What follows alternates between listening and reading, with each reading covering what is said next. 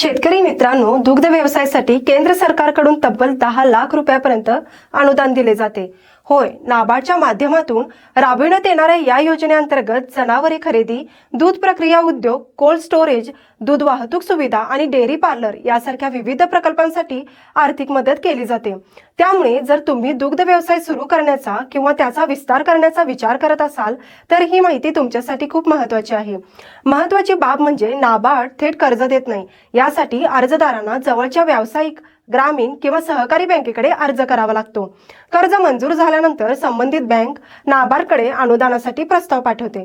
अनुदानाबद्दल बोलायचे झाल्यास सर्वसाधारण प्रवर्गातील लाभार्थ्यांना प्रकल्प खर्चाच्या 25% तर अनुसूचित जाती जमातीतील लाभार्थ्यांना 33.33% अनुदान दिले जाते।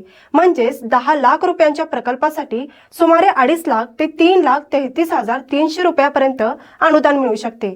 यामध्ये 10 जनावरांच्या डेअरी युनिटसाठी 5 लाख रुपये, दूध काढण्याची यंत्रे आणि बल्क मिल्क कूलरसाठी 18 लाख रुपये, दुग्ध प्रक्रिया उद्योगासाठी 12 लाख रुपये, दूध वाहतूक सुविधांसाठी 24 लाख रुपये, तर शीतगृहासाठी तब्बल 30 लाख रुपयापर्यंतची गुंतवणूक मान्य आहे।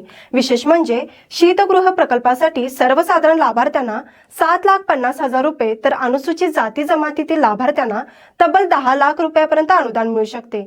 याशिवाय डेअरी पार्लर, पशुवैद्यकीय दवाखाने आणि गांडूळ खत प्रकल्पांनाही या योजनेचा लाभ दिला जातो। म्हणूनच दुग्ध व्यवसायातून चांगले उत्पन्न मिळवण्याचा विचार करत असाल तर नाबार्डच्या या योजनेचा अवश्य लाभ घ्या।